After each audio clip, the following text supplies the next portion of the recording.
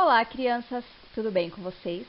Bom, na aula de hoje, nós vamos estar finalizando a nossa apostila 3 de português. Peguem a apostila de vocês e vamos lá. Bom, gente, nós vamos começar a nossa aula de hoje lembrando os vários tipos de conto que nós temos.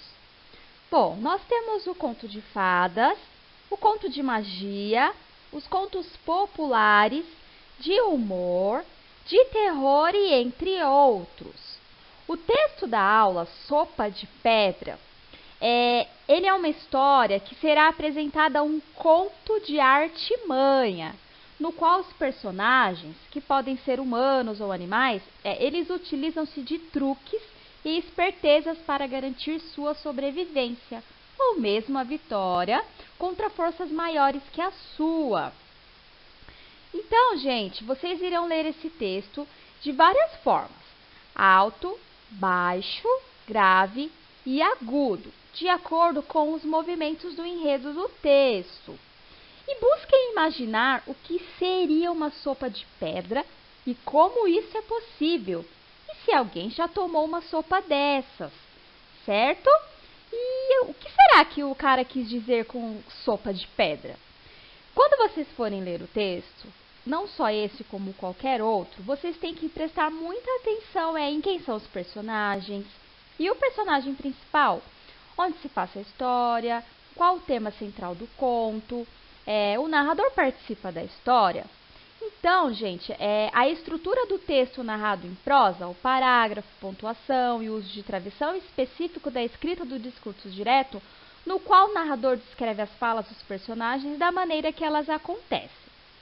Então, esse texto Sopa de Pedra é um conto popular que, neste caso da apostila, foi adaptado.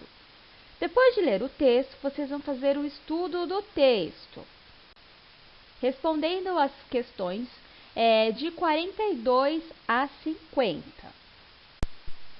Na oficina de redação 10, para começar, vocês terão que ler o texto Sopa de Pedra para relembrar a narrativa. Em um segundo momento, vocês podem estar recontando a história oralmente, respeitando o tempo cronológico, na ordem dos acontecimentos e utilizando as variações de som em determinados momentos da narrativa. Essa atividade da oficina de redação 10, ela traz uma proposta para vocês trabalharem a reescrita, como a ilustração e o entendimento do conto. Vocês têm que se atentar no momento da reescrita e da revisão do texto final para a correção dos possíveis erros. Então, o conto de artimanha é uma narrativa geralmente curta, na qual o personagem humano ou animal ele utiliza-se de armadilhas, disfarces, truques e malandragens para garantir sua sobrevivência ou mesmo a vitória contra forças maiores que a sua. Para a prática da redação, vocês vão ter que reescrever a história Sopa de Pedra, trabalhada na nossa apostila. Peguem todas as informações do box que está pedindo lá no caderno de redação e sejam bastante criativos. Na aula Praticando a Ortografia de hoje, nós vamos falar sobre a letra S. Antes de começar a aula, gente, observem as palavras grifadas com S na apostila e façam a leitura em voz alta. Então, nós temos as palavras com S e SS. Sobrou, senhora, sal, respondeu, pedras, sopa, disse e curiosa.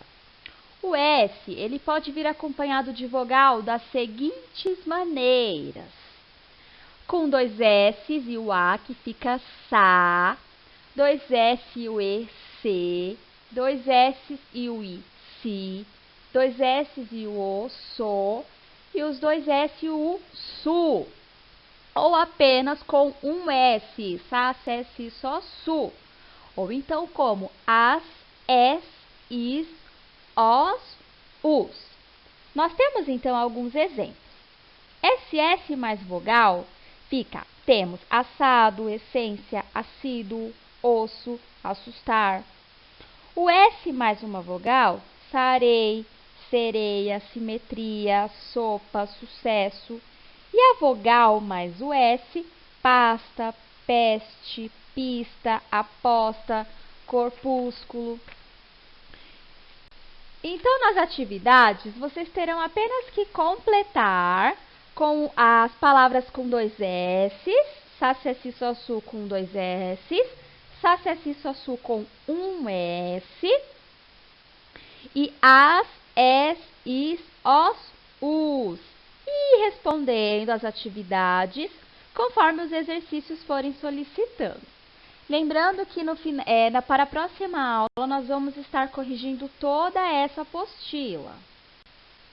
Bom, gente, nós vamos aprender então sobre os substantivos coletivos. O que são substantivos coletivos? Substantivo coletivo, ele representa uma coleção ou um conjunto de elementos da mesma espécie, embora na maioria das vezes ele esteja no singular. Eu vou falar um exemplo. Ele vinha pela estrada e foi picado por uma abelha, mais outra abelha. Não fica legal, não é? Ele vinha pela estrada e foi picado por várias abelhas. Fica mais ou menos, mas ainda não está legal.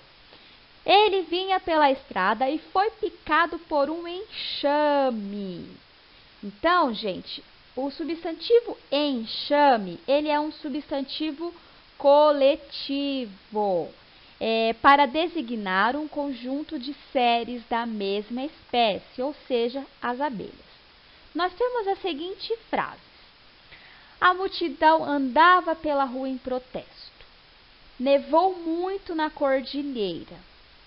Então, as palavras destacadas, elas estão no singular. Mas, no entanto, elas indicam vários elementos. Essas palavras, elas são chamadas de substantivos coletivos. Então, vou falar novamente. O substantivo coletivo, ele representa uma coleção ou um conjunto de elementos da mesma espécie, embora na maioria das vezes esteja no singular. A apostila traz alguns coletivos. Entre eles nós temos banda de músicos, ou seja, olha que legal aqueles músicos. Cardume de peixes, pilha de tijolos, de livros, de pratos, enfim. Vocês podem estar lendo todos esses substantivos coletivos e para poder auxiliar vocês nas questões, nas atividades de 55 a 56 e na atividade adicional 22 a 29. Bom, gente, por hoje é só. Lembrando que na próxima aula nós vamos estar corrigindo a nossa apostila de 3 de português. Tentem fazer as atividades e até a próxima!